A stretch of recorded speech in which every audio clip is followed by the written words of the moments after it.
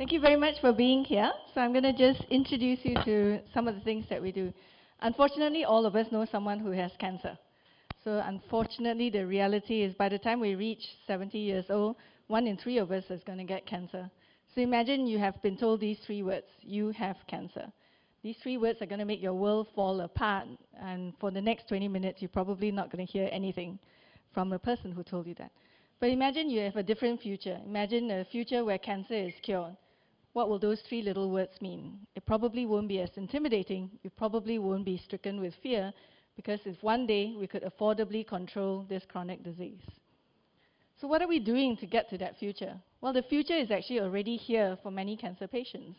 So on the left is a patient with a metastatic melanoma. That means the cancer is spread everywhere. It's a very advanced disease, and in the past it would have been lethal. But for some patients, that already is a future where you can actually eradicate that cancer almost fully, either by using a therapy that hits the gene that has gone wrong in that particular cancer, or by using immunotherapy that harnesses the power of the immune system to be able to fight cancer. So the reality is, even though cancer today appears like a death sentence, we're making marked improvements in survival from cancer. So in 1970, 1 in 4 people survived 10 years. Today it's about 1 in 2. And in the future, who knows, it could be 3 in 4 individuals will survive at least 10 years. And 10 years is a pretty good mark, beyond which you might die of something else. But the harsh reality is, in order to make those advances, we need to invest in medical research. It's darn obvious, right? You don't put in the work, you don't put in the money, ain't going to happen overnight. But the reality today is, even though Asians make up 60% of the deaths due to cancer, we make up less than 10% of the research due to cancer. So it's a terrible slur on reputation to be a Cambridge-trained scientist and working in Malaysia. Trust me, everyone looks at you and thinks, there must be something wrong. Why did you come back from Cambridge and work in a place like Malaysia? Did Singapore not want you? Did Harvard not want you? Why are you here in Malaysia? Well, the reality is I am Malaysian, and it is quite nice to be in Malaysia, because if we can do some work in Malaysia that reverses the future of what will happen with cancer research, then maybe in some remote way, we as a small bunch of scientists can make a difference in some way. So why study Asians? We know we have different genes, but do we know that we have different microbes? Things that grow in your gut actually influences your immune system, influences your response to drugs. And do we know that because we have different beliefs, we will respond to treatment differently? We will choose different treatments because of our beliefs and so on. And that changes our outcomes. So what exactly can we achieve? Well, we're making genetics affordable to the population. So previously, genetics for breast cancer was only, in Asians, was only about 5%. With 16,000 women in our studies, it's now about 15%. We've now increased access to genetics from 4 hospitals in the country to 23 hospitals, ensuring coverage from 2% to 54%.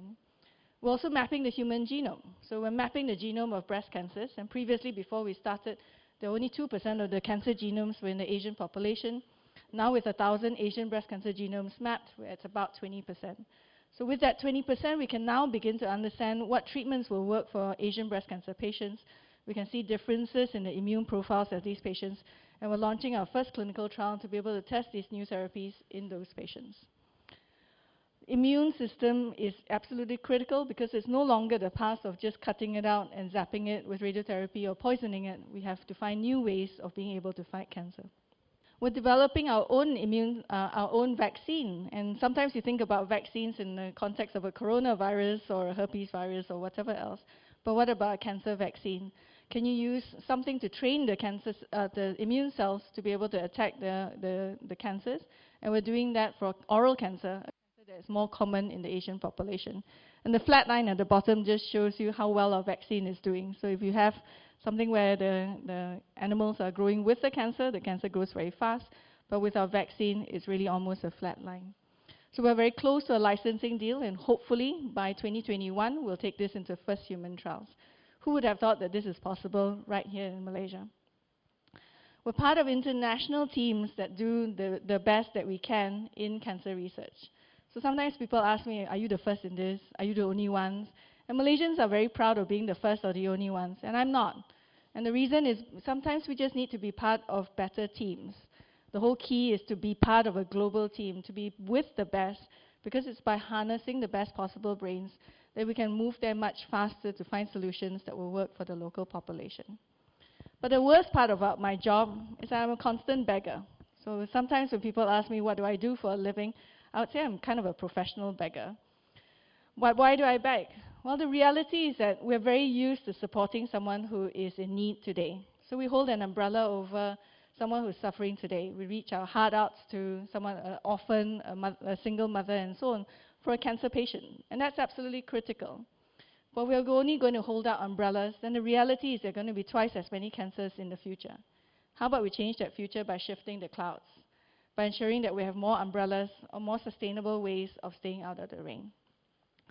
So in looking to the future, I think this is the future that I would like to paint.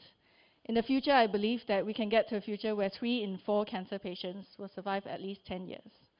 3 in 4 cancer patients could survive 10 years by 2050, but this is not going to happen in Asians. The reality is today, 70% of cancer deaths occur in individuals that live in low and middle income countries. By 2030, it's going to increase to 85%. So the harsh reality is we don't do something in Asians, then all of the miracles that are going to happen in cancer research are simply going to miss you and me, and perhaps more importantly, our children. So as a non-profit organization, do something for us today. I know I'm not meant to pitch, but as the founding chief executive of this organization, it's in my blood. So I really do need to pitch. Help us build a future free of the fear of cancer. Thank you.